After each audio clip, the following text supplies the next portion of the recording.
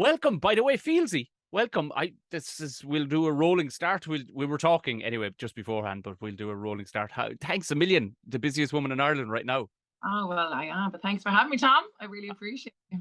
Do you know what? Because it's Zoom, I can see your real name and I'm raging. I didn't want to know I'm not telling anybody your real name either. No way. Boring. I need to change that, damn it. Yes, you do. Because I see it coming in, I'm like, who's that? Cool. Yeah, bored with the real name. Okay. It's kind of like finding out your favorite wrestler's name. Like, no, I don't want to know his name is Brendan O'Brien. I want to know he's. Oh, disappointed. Was class. We were talking last week. You were in the flat. How was it? Right. Yeah. So because I obviously had my Australian band with me, and the girls play traditional Irish music, and I was like, oh my god, the Flat Y'all is on Mullingar while we're there. My brother lives there. You know, we had no plans to play. So I was like, we'll just go and we'll hang out and stuff. And a guy from Mullingar that lives in Australia, a musician friend, was like, if you want a gig, let me know. So I was like, oh. And at that point, I had no voice left. I was dying with the flu this entire tour. I was like, typical. But we managed to get a couple of gigs and they were just insane. And it was just the bizarrest, craziest, like, few gigs ever in a, you know, obviously the Flat is very much traditional music and they just want trad. So to kind of be, you know, thrown in there where like it's Celtic folk rock, I wasn't sure how we were going to be received. And it was just, they loved it. It was mental. So it was such a great success.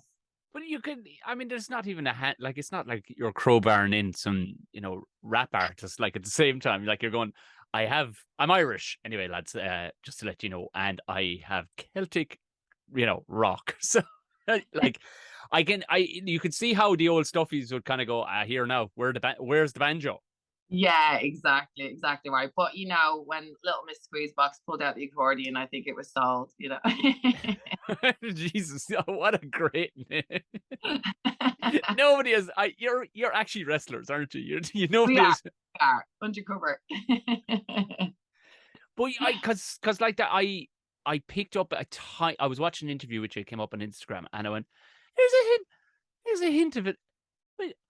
And then I went looking, I went, oh, you've been in Australia for ages. No, it's only because I'm a freak for accents. And I go, you spent time in the Gaeltacht, didn't you? You know, I'm that weird when it comes to it. But because rather than rooting, well, we can go dip back and forth because with your music and stuff like that as to how you ended up in Australia. But how long are you there? What, 11 years? Yeah. 11 years. And it's funny because when I moved there, nobody could understand me because like speak, you know, 100 miles an hour. So and at the time I was working as a hairdresser in salons, and I'd pick up the phone and they'd be like, oh, is your manager there? I don't know what you're saying. So I had to really slow down. And I live in Western Australia, you know, which they're all very like chill and beachy, and like, you know, takes about half an hour to get a sentence. So I had to like really slow myself down and kind of neutralize my accent, which was already neutral because I'm from Dublin. So it's not like I have a country accent, which is like thicker, you know. I know. But, I hear me all the time. It's like I can barely understand me. I understand you. They have breeze, you know. And I usually get asked if I'm Canadian, actually, which is random. Or they're like, what part of the States are you from? I'm like, Dublin. You know. I hope your reply to. I just changed it a little bit so they could understand. But as soon as I come back here, like the girls were even saying, oh my God, you literally switched into like Dublin mode. We can't understand a word you're saying when you're with all your friends, you know? But you that's the thing to assimilate. Like I worked in a panto years ago with Samantha Mumba. Oh. And you know, I didn't even know she was living in America. And we were sitting beside it, we were doing the read through, and then I thought, she's very American sounding, but maybe that's how she reads. I don't know. And then a few days go by, like, and she's still reading. You know, we're just doing scenes together or whatever, and she's still reading in this American accent. I went, Mama, what's the fucking crack with the American accent? She goes, I've been there 20 years, Tom. Oh, could I you? a little bit. But in fairness to her, it took her about another day and a half. Bang, gone. Gone. It's weird. Mm. It's like that. Yeah, I feel some people are like accent chameleons. You know what I Yes. mean? As soon as you go somewhere, you just take on that accent. I'm a little bit like that. Like if I'm hanging around, one of my best friends over there is from the UK, and if I'm with her too long, I'm talking in Cornish. You know what I mean? It's crazy. I just take it on. Like I'm sorry, I can't help it. But that's pure Australians for you, though, isn't it? And Americans. As soon as it's a hint left of out of the field at all, it's like, sorry, what, mate? Hold on, what? Nah. Yeah, right. Literally, one of my friends moved home because of that. He was an engineer out there. He's like, I couldn't, and he's such a thick Cork accent. Gosh, Cork. We love the Yeah. Corks. Yes, oh, I love that. That's brilliant. But just couldn't be understood. He'd go in looking for, can I get a coffee? And they're going, mate, what, can we get somebody for this guy? And it's weird to me because I'm like, what aren't you hearing? Like, Yeah. How can you not like put that together, sort of thing? But I don't know. I think it's a bit to do with the speed that we talk as well. But that's it. And also, I suppose in Australia, you drive from one side to the other, and there isn't a massive variance. Not huge. No, there's not at all. You can tell there's a little one. You can tell the pitch is different in certain states, and they like they go up at some words and come down. That's where I can tell the difference. But other than that, yeah, not a lot at all. Like you literally go from one estate to another in Dublin, and you know what I mean? Stuff changes like immediately. Massively. Like, yeah, we were playing a show up in Derry, and one of my bandmates was like, there's no way he's Irish. And I'm like, this is Ireland. You're in Ireland, Northern Ireland, but it's Irish. You're like, nah, he's got to be Scottish or something. Welcome to Ireland. Yeah, it's crazy. And the two girls are Australian that play with you. Yeah, they are. Yeah, that's class that you were able to tie in. I suppose we'll get to that. But Dublin, but you had, because then of course I have to look you up, and I'm like, oh, I lived just up the road from you at one point. In Kinnegad. Were you in Kinnegad? I was in Kinnegad. My parents moved to Kinnegad in 2000. And then I actually moved to Raharney in about 2006. Right. Just outside Kinnegad. And then I moved here in 2011. So I was there for about 11 years altogether in Westmeath. We were in Broadford. It was technically Kildare, but sure. You know what I mean? It's all turf. Exactly. So you were Dublin first. Where I need to ask you, was Gracefield Avenue your class? I was there until we left to go to Westmeath from the age. So it was my mom's childhood home, and all her siblings grew up there. And then as my nan got older, my parents bought the house from her, and then she lived there until she went on to the next life. So I grew up there from the age of maybe like 5 or 6, but I was there from birth, if you know what I mean. Yeah.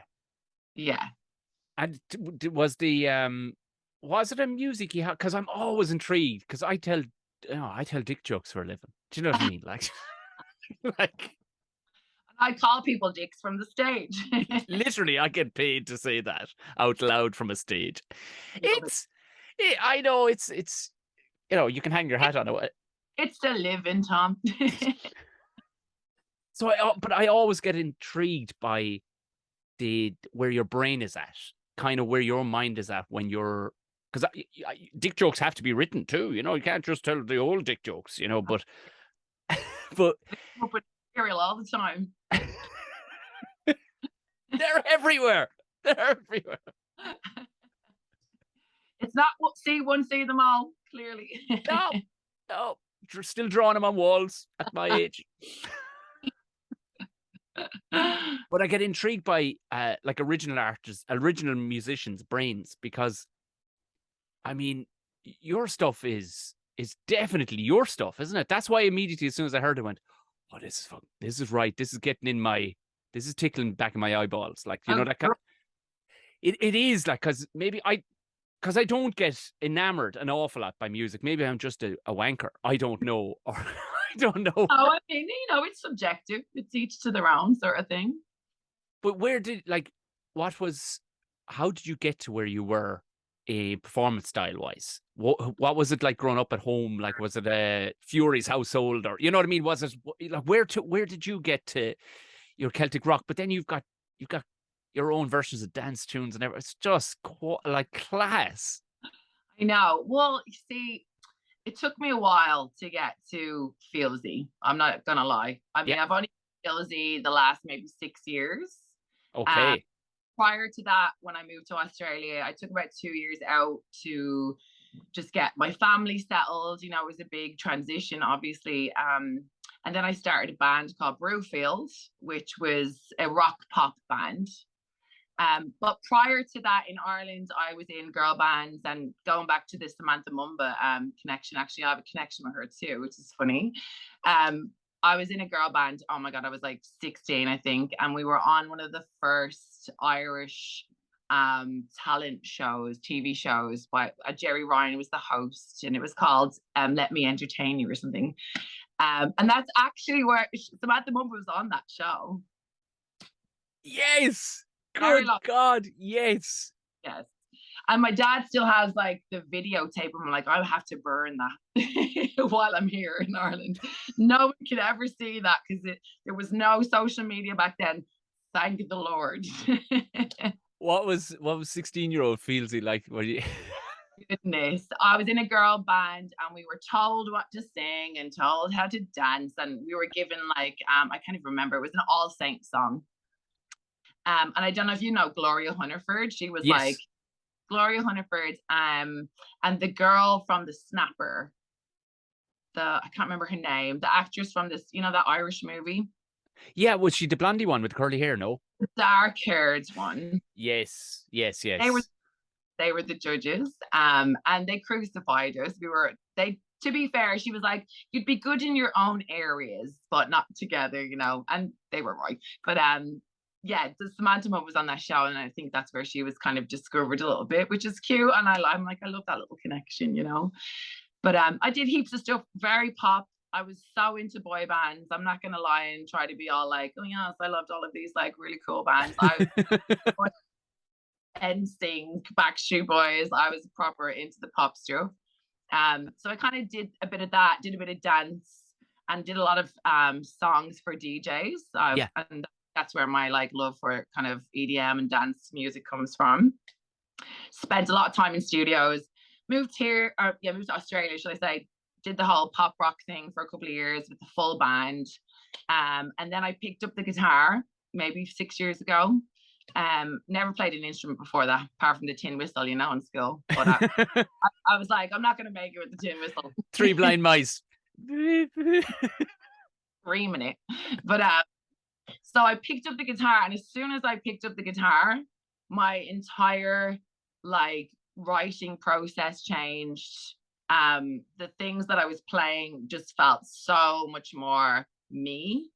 And I know it sounds so cliche, but it's kind of like moving to Australia, doing the whole band scene, seeing what the music industry was like, and seeing different types of music, because it's quite large over there, really inspired me, and I think developed me as an artist. And I found myself, But that's it.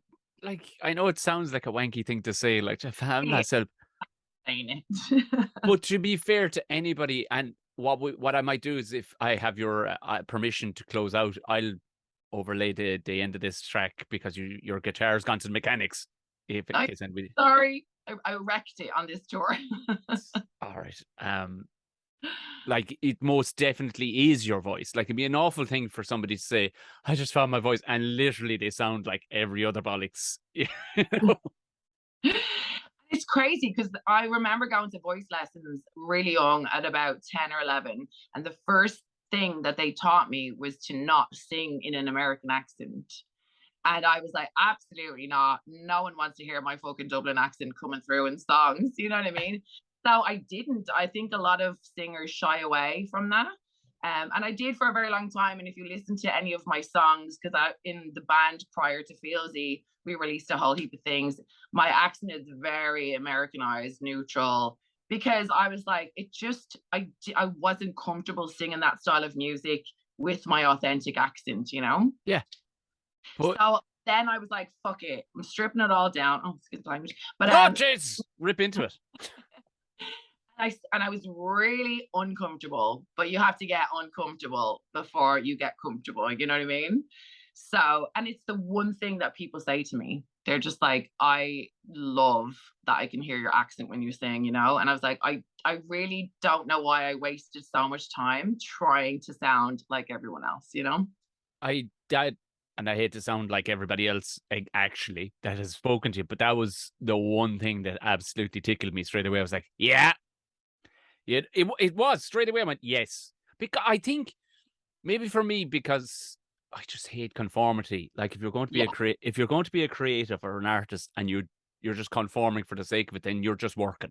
You're just working on your abolics. Like you're not creating anything if you just sound like everybody else. Like exactly right. No, you're right. And I think I remember hearing Dermot Kennedy years ago, and it was the first current artist that I heard with his kind of authentic voice. And I was like, that is amazing. And he's so natural and comfortable doing it. What I need to be just really honing into that and like being authentic. And it's really funny. Obviously, I get compared to Dolores O'Riordan and Sinead O'Connor all the time, and I'm not mad about it. I'm just like, that's the best compliment ever. But it's like, it's really funny and it's sad at the same time that people can specifically point out just those two singers from Ireland and their accent, you know?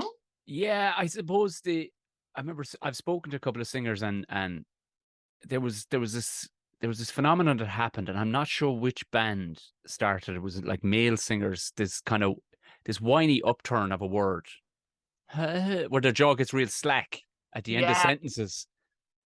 And the sentence is going great, and then all of a sudden you do this like your fucking jaw is falling off. It's a trend, and yeah, where you're from, they do it all the time. And I'm like, what are you don't speak like that. Why are you singing that way? Do you know what I mean? But I mean, obviously, then I'm like, shut up, because you did it for a very long time. You know, you didn't sing in your same accent. But it's just a really, I think for artists in general, it's very, well, especially coming from Ireland, you don't hear it enough. So you feel like you're going to be super out of place, you know? well, that, as you said, to me, I didn't make a comparison in my head because as soon as you said Dolores or Sinead, I was like, oh yeah. I said, well, but then again, that's me. I wipe the disc drive immediately when I get onto something that's like, no, I've absolutely forgotten about Dolores. Yeah. But now did you say it? Yeah, correct. And it is sad, but it's the world over. I mean, British singers are forced to sing like Americans because they're just, well, it's because it's more commercial. But commercial, I know, it is true. And the songs that are written for them, if they don't write them themselves, they're probably written by American producers. You know what I mean? So you're kind of like shoved into that area, especially if you're with a record label or whatever, you know. You're kind of forced. Like I remember the first meeting with a record label, and I remember the guy said to me, and I was massively into pop at this point, but I liked to dress like a rock chick, you know. yeah, And he just looked at me. He'd obviously heard my music, and he was like, "Well, what are?" I was like, "Excuse me," and he was like, "Well, you sing pop, but you look rock." He was like, "Pick a lane." And I remember leaving that going, why do I have to pick a lane? Like, why do I have to look a certain way to sing a certain way? And it was very confusing for a long time. And I think that, you know, we're definitely conditioned in a certain way that you have to pick a lane. And it wasn't until I got older and picked up the guitar and I was just like, I don't care about fame or any of that shit anymore. I just want to do I want to do what I feel comfortable doing. And if people like it, amazing. If they don't, fuck off. Like I don't care anymore, you know? but isn't that the antithesis of And art? I think Isn't that's it? exactly, yeah. And it's a shame that it took that long, but I feel like I needed to go through all of that shit to be where I am now, you know? Well, thanks be to Christ, you did pick up a guitar and you weren't still singing, you know, the some dribble in your 50s. And it's like, Jesus Christ, come on. If there's two people still listening, you know, when I'm 80, I'll be like, thanks the bill. I'm successful, you know. I do think though, I think there's a bit of a revolution coming on with it. I suppose you have social media, such a thing, and you have a good accent anyway when you do sing. Like it isn't, but do you say that like I said, I had the lads from the Mary Wallopers on, and they're gone stratospheric, and they sing in Drogheda accents. Do you know? And that's saying something. Yeah, Do you know what I mean? crazy. Or Mars Mar or whatever that is. I think it was that 20 years ago. We just used to rip the crap out of her all the time. But it's, you know, it's great. It is great, and it's definitely, I think, you know, it's a big step for this country to get more artists out there, like worldwide, you know, being happy sounding that kind of Celticness, but you know, incorporating it into different genres. It's amazing. And who I actually I went to see in Thomond Park it was probably just nearly 6 weeks, 5, 6 weeks ago at this stage, and it was Jerry Cinnamon. Did you ever come across Jerry Cinnamon? But he's a Scottish guy, and Okay. you would like he has the stomp box going. It's just one guy, guitar, stomp box, giant. We're talking 80-foot stage in both directions. Doesn't make a Wow. difference. But he has a one song called "She's a Belter," and it's Oh, yes. I know the song. The girls are trying to get me to do a cover of it, actually. that's where I was going with this. I'm sorry, me and the girls. They know more songs, like, you know, than I do traditionally, that Irish people would love, which is hilarious. I'm like, I'm the worst Irish musician ever. And they're always like, you need to do this one. You need to do this one. Do you know this one? I'm like, I don't know any of them. I'm sorry. Yeah, but of course they're total fangirls to the scene. But you're like, Absolutely. I am the scene, so you know. But yeah, so yeah, I'm gonna definitely learn that one on this trip for sure. But what I'm saying is he also sings like in his accent, which is quite a distinct accent, being a Scottish one. But people love it. They're like, you feel like at least the person has genuinely created something for ye, rather than just going, I'm going to sing, you know, something that was generically made by somebody, Yeah, you know. a little pop song or whatever. Totally. I mean, I played in Derry with a guy called Gary Og. I don't know if you've heard of him. He's also Scottish. And he just does like a whole bunch of rebel songs, you know, up in Derry. And I was just blown away because it was packed with like 19, 20 year olds that knew every single word to every song. And I was like, well, clearly it's ingrained in their upbringing, you know what I mean? Yeah. And just amazing. I was just sat there like jaw to the floor going, I felt so at home, even though I didn't know one song. I did, I kind of knew half of them, but I was this is my people's, you know what I mean? When you're away from it for so long, I didn't know how. I've done a couple of shows in Dublin previous years, and I've never like ventured outside. So this is the first biggest tour that I've done, and I wasn't sure how it was going to go. And it's just been like I can't. I'm waiting to wake up. You know what I mean? Like it's crazy. Isn't that class? Because, you know, they say like I suppose you're the prodigal daughter in a way, that kind of sense, you know. Well, before you left, you were, I suppose, in what you had constructed was pop Fieldsy. Yeah, Do you know, yeah, like, and yeah. then you found yourself, came back home, and you were, oh, they love me. This is great. Like it's, you know, I have built up a little bit of a fan base on Instagram over the last couple of years and Facebook, particularly in Ireland, which it's so weird to go to a show that and meet people that you've never met and they know everything about you because I post every second of every day on Instagram, you know. How do you, they're like, we love your kids. I feel like we're their aunt, never met them, you know what I mean? So crazy. And but it's beautiful. And I've built up a nice little following. So I was like, screw it, I'm just gonna go all out this year, you know, and just branch outside. And yeah, it's just been incredible. Like, I'm still just like, is this real? Is it, am I gonna be able to go home back to Australia? I don't know. It's and how does the girls find that? The girls, Madeline, one of my violinists, has gone home back to Oh, Australia. So she's like, um, so the two girls are in different projects, hundreds of different projects.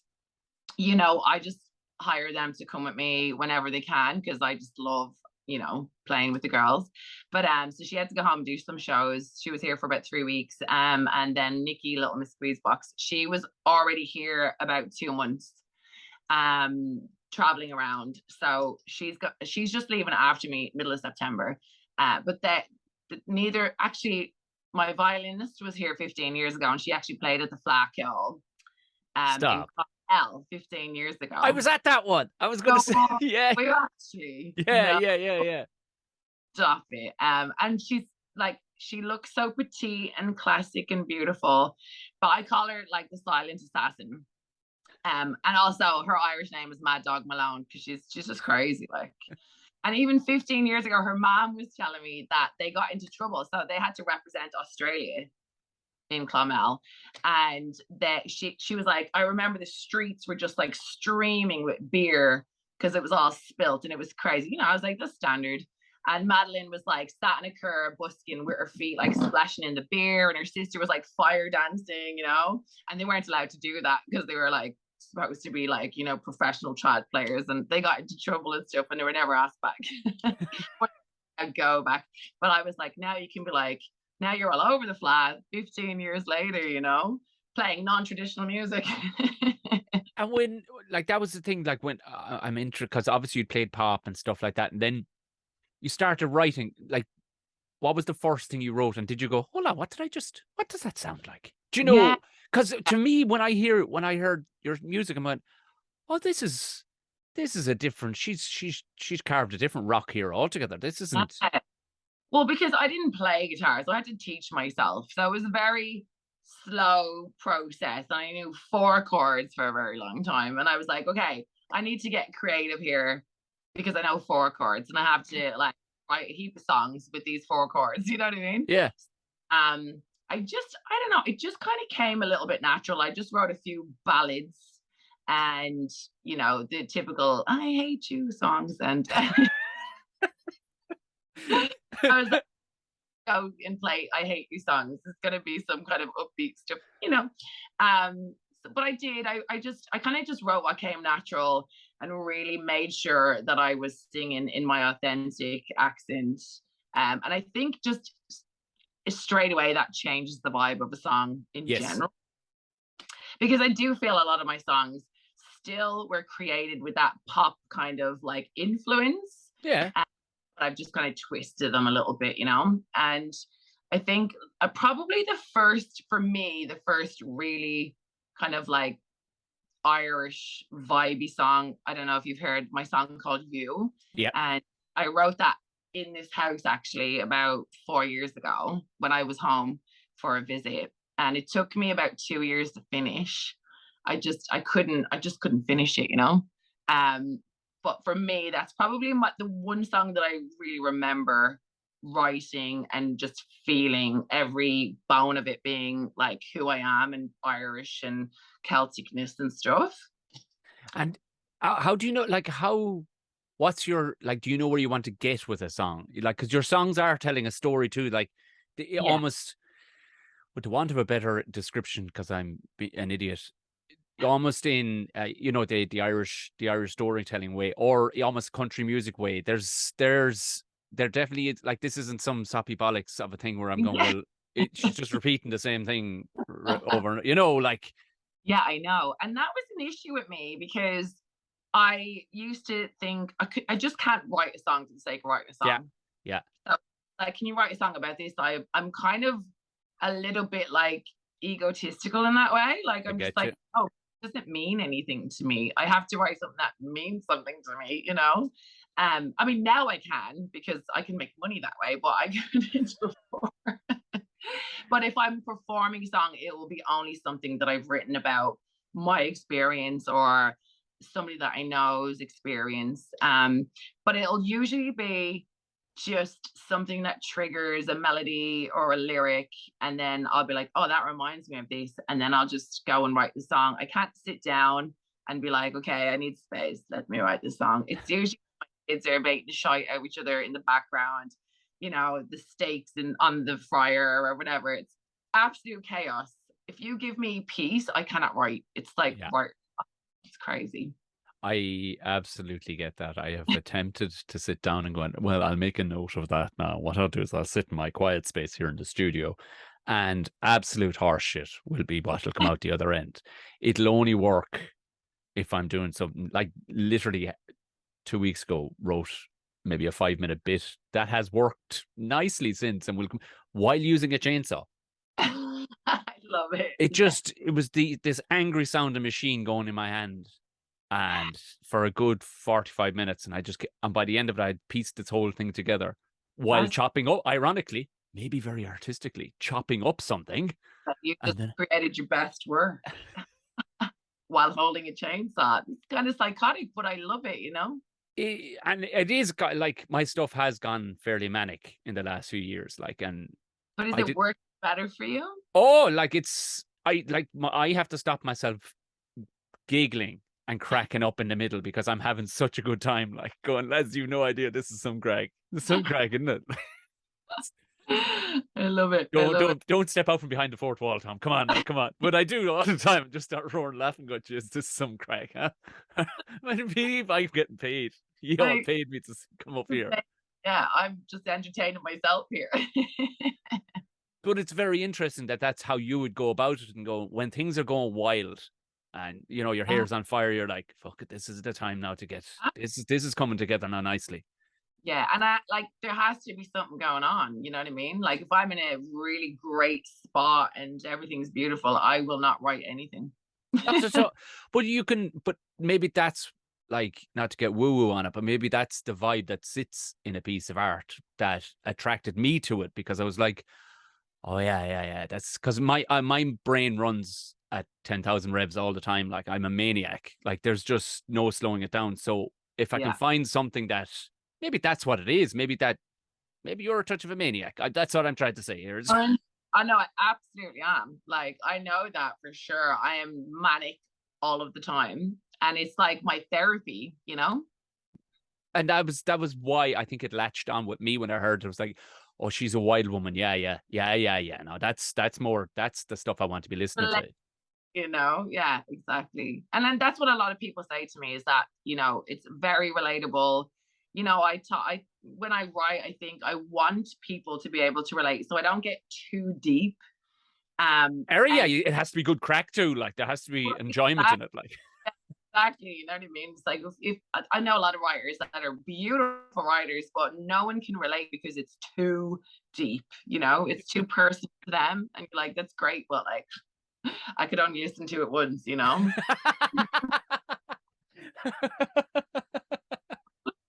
Like, I want people to listen to my stuff all of the time. Well, that's it. That's lovely. Yeah. I could only listen to the one stuff. You can have it back. It's on Spotify. No, take it back. No, actually, take my phone. Oh yeah, I'm sure. Send me the next one. But no, but it's true. People want, and this is the thing. You're very, very disposable, you know, as an artist, because the industry is saturated, and there's always something new and shinier waiting to come along. And people's brains, like, in this day and age, are just like, next, you know? It's just swiping, isn't it? It's just, yeah. Next, all of the time. So you have to be constantly bringing out new things, or make something that somebody wants to have on repeat.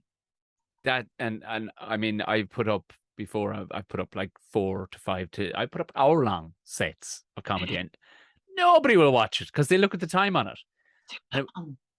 But it was only, somebody said, just, can you grab like 30 to 40 seconds in the middle of, and the sentences put together may make no story, but they're just silly words all.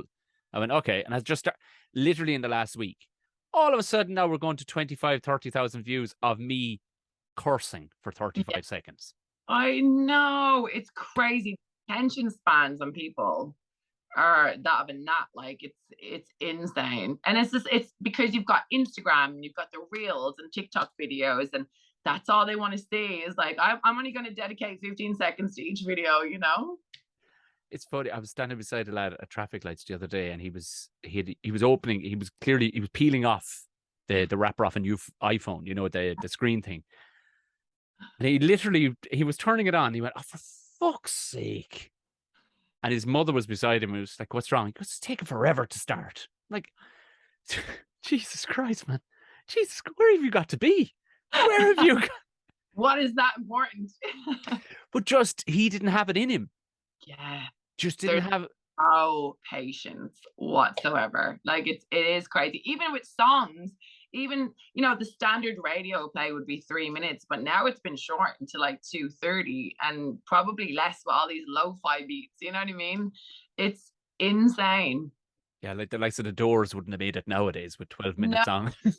Bohemian Rhapsody, although that's quite famous. I don't think anyone's listened to the 8-minute long version of that. You know what I mean? This is the thing. I mean, and I kind of, again, I'm being a hypocrite by saying conforming to it, but you do have to throw hooks out, unless I got nobody pumping my tires, if you know what I mean. So I got to pump my own tires. You just have to stay, current and follow what's going on.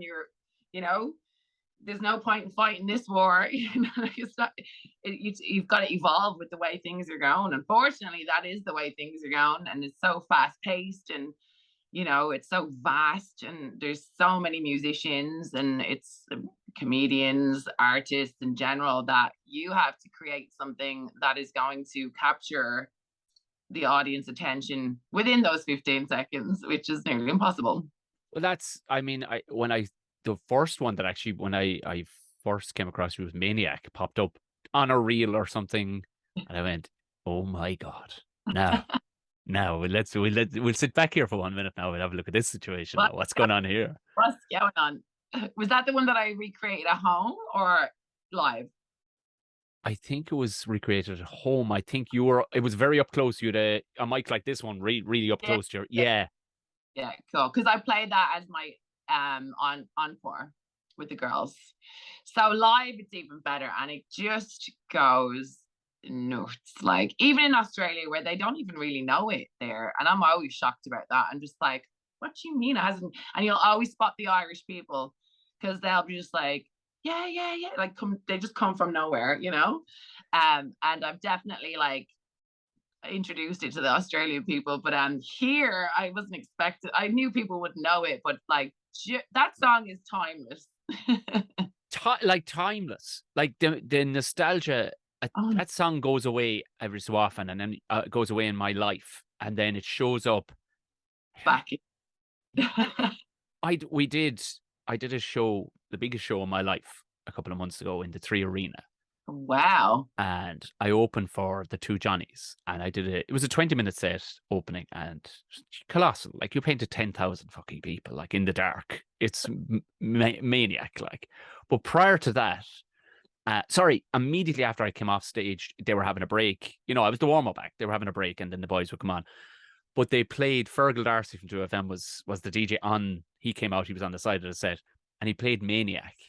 Oh, way. The average age in the audience must be 22. They went buck wild. Buck what? They knew every word. I'm like, this song it's got to be 20 years old at this stage. 20 years old. 22, of course. Yeah, Maniac 2000. Like, no, it's like we knew that in discos, obviously. Like, I swear to God. And the funniest thing, we managed to like get into a trad session in Mullingar and the Gravel Arms.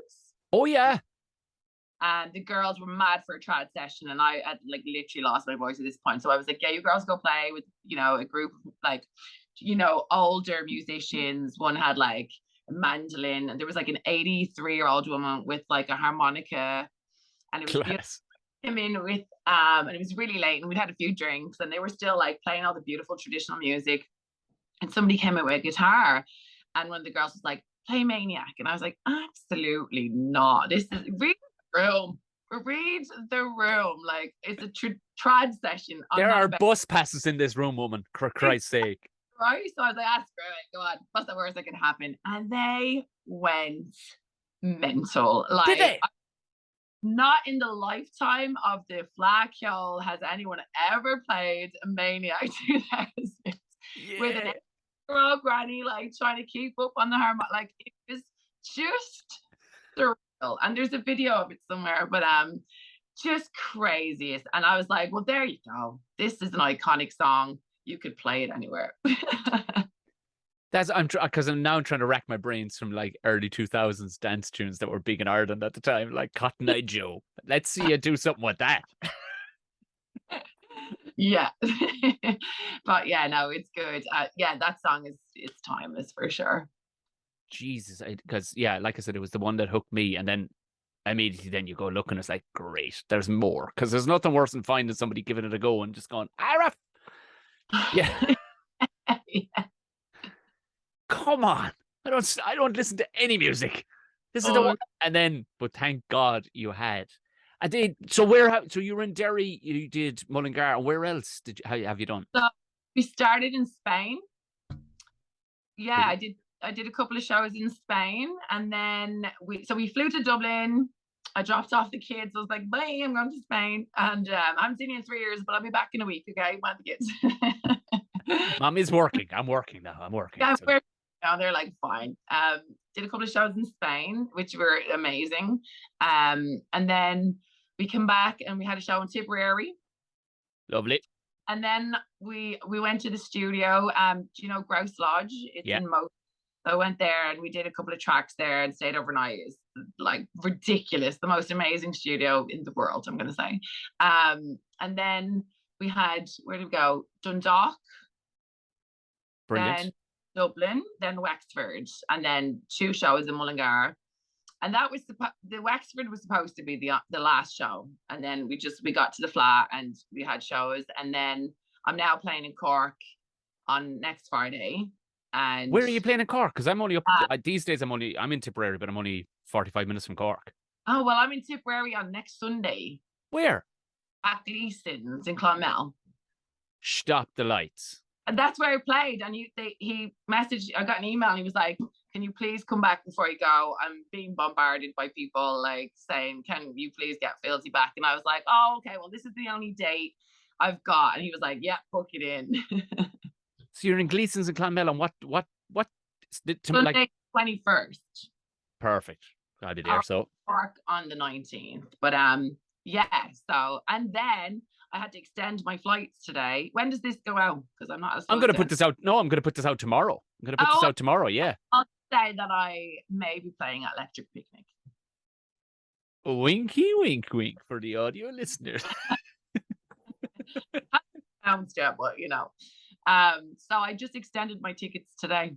You can't, like you will bust a hole in that tent. I mean, I couldn't. I was like, all of my friends were like, "We're gonna rob your passport. Like, you cannot go home on the 23rd." And I was like, "I know, but you know, it's like an extra 2-week stay." And they were like, "It's Electric Picnic," and I was like, "Okay."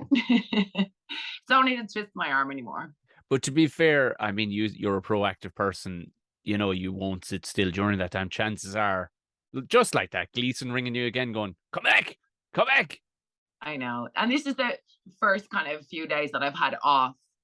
So it's been nice, you know, because I literally have been just hectic and I was sick the entire time and I just couldn't believe it. But, you know, the amount of whiskey that I drank burnt it off me in seconds. So it was fine. We got through.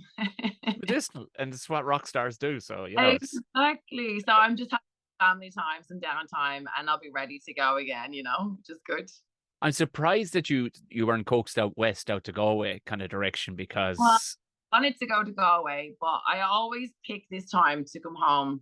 I don't know why, because there's always festivals on, and they had like the International Art Festival in Galway when I was wanted to play, so there was no venues free. But that's not to say that I might not reach out and see if there's anything happening in the next week or two. Oh, I could put you in touch with a few people that I'd say could like. There you go. I'd say could line you up fairly quick. You'd be all right. Because like that, you may as well touch. You've done you've done the four corners now. So Pretty you much, may, yeah.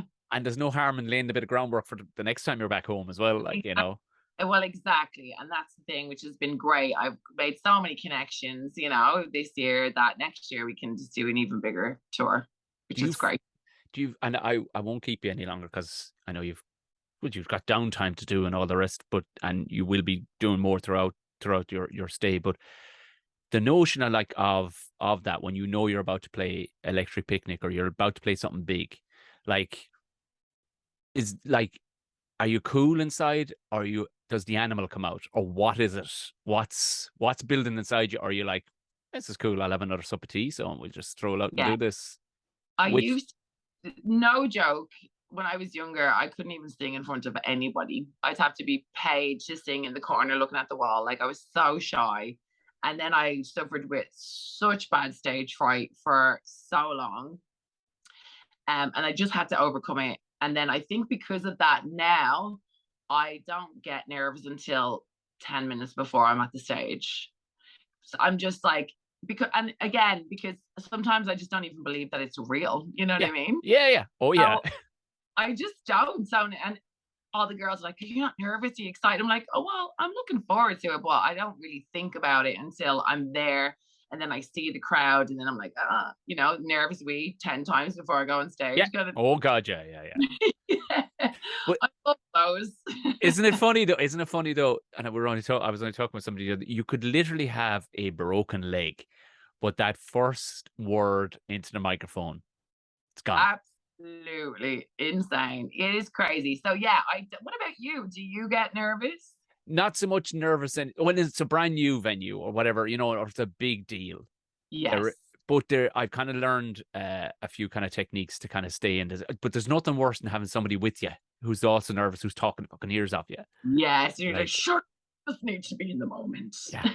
Would you? I kind of back myself at this stage. I'm going, well, Jesus, I've done it 10,000 times at this stage. Well, and like, you're right. It is like, sometimes if I'm opening for somebody who's relatively big in Australia, and I know that their crowd is a little different to mine, or they have never seen me, I feel like I'm brand new, Yeah. That's why you can be quite vulnerable in that situation. It used to be me against them kind of a thing, a little bit. Yes, and I get in my head, like in the first couple of songs, I'm like, oh, this is going bad, and I'm doubting myself, and then I'm like, get out of my head and just enjoy it, and then it's like the best thing ever, Yeah, there's I don't know where I heard it, but it's just a stupid. It was a zombie movie with Woody Harrelson called Zombie. Is it Zombieland? It's one of those. The one where he's going around with a banjo smashing people over the head, like. But he had just one phrase just prior to getting nervous and just nut up or shut up, like one or the other. Just get after it, like. And good little motto to have, isn't it? Because there'll be the oddest times, like that particular time. The sound back from the audience was one of the worst I've ever. Nothing. You could hear nothing. Oh. Now, imagine I don't have a guitar to hide behind. I've got nothing. I don't even have a mic stand. If I was that skinny, I don't. It was a radio mic. Oh gosh! You just hear them though, is it, or there was nothing? I couldn't hear them for the first 15 seconds. You went deaf. And I'm going, what the fuck? Because the monitors were just blasting me out of it. Yes. And then your ear, it's almost like your ears are in like 3200, but they're in 41. You know, that kind of way. Like, and then, but then you tune into it, it's like, oh, thank the Christ Almighty, because I've 20 minutes of this, and there's two 40-foot by 40-foot screens over behind me with just my massive head. Like, I'm gonna die in my hoop. Don't look at it. How is 20 minutes though? Is that like, does 20 minutes feel long for a comedian? No, well, sure, I'm a long-winded bastard anyway. Like, do you know what I mean? Like, just like I know, but this is supposed to be only 5 minutes, people. This was just yeah, because I always wonder that. I'm like, that is the toughest job, because I've got a lot of friends that are like spoken word artists and stuff like that as well, and you're just like naked on the stage, I suppose what it is your material and the character you turn into, to a degree, even if it's only slightly different. that's your music, that's your that's your weapon, I suppose, of choice, if you know what I mean. It's like, well, I'm grand, I have this much anyway.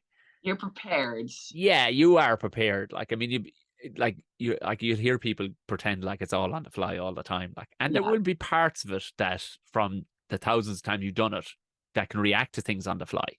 Yeah. You know, like the one we did in the Marquee a couple of weeks later. The sound was horrendous in another way. You could literally hear everything from outside the tent. Now there's 6,000 people looking at you, but we could all hear the lady who was on the tannoy outside. Oh But, my gosh. and she's telling the last few people at the bar who to go in. And it was this weird and everybody started. I went, is that inside my fucking head or can everybody else hear that? And I went, it sounds like we're at a fucking mart. And I just started selling cattle. You know, that's brilliant. what else?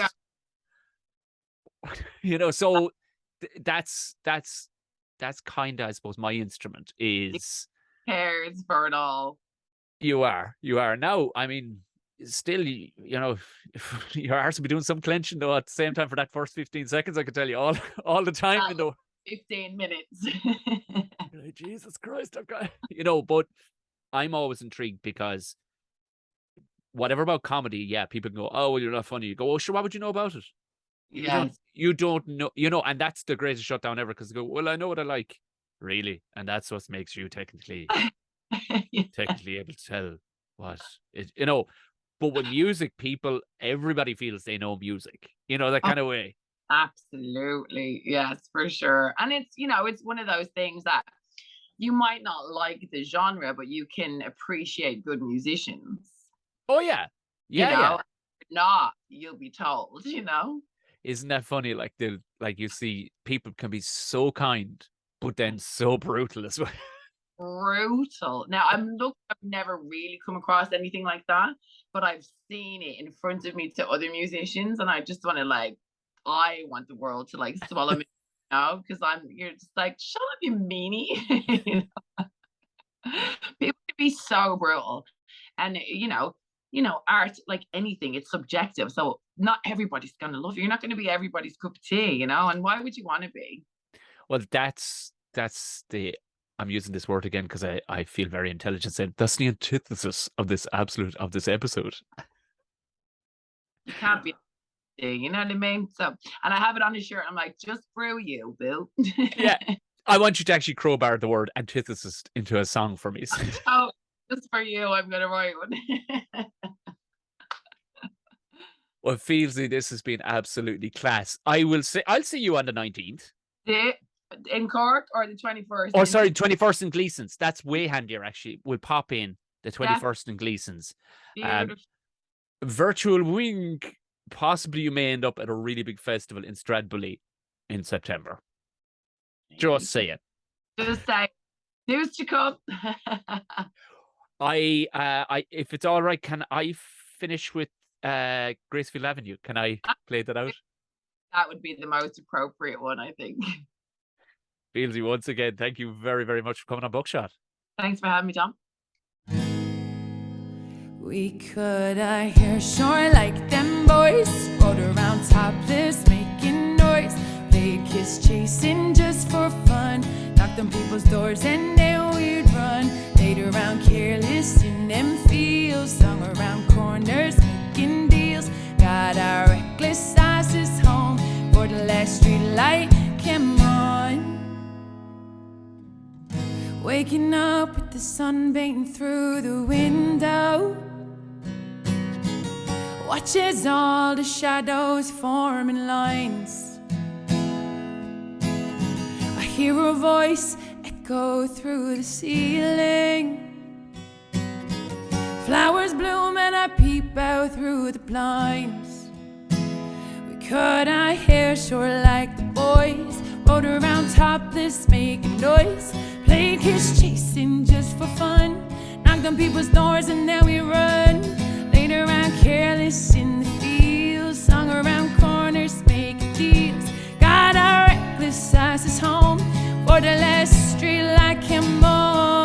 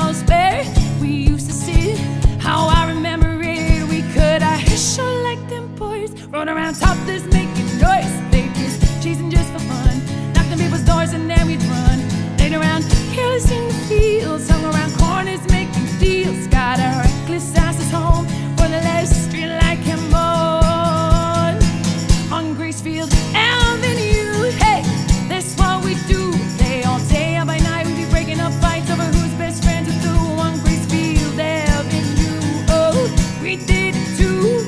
Took each other's bikes, fought into the night, and we're late for curfew on Gracefield Avenue. Da da da da da da da da da da da da da da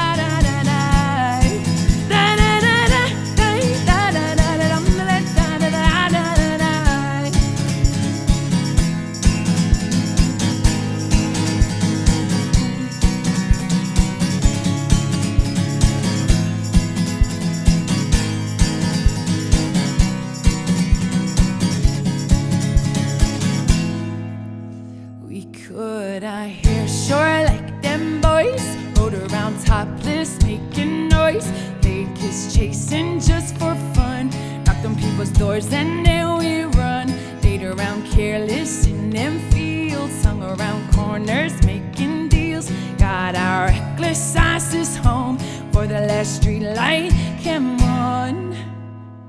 on Gracefield Avenue.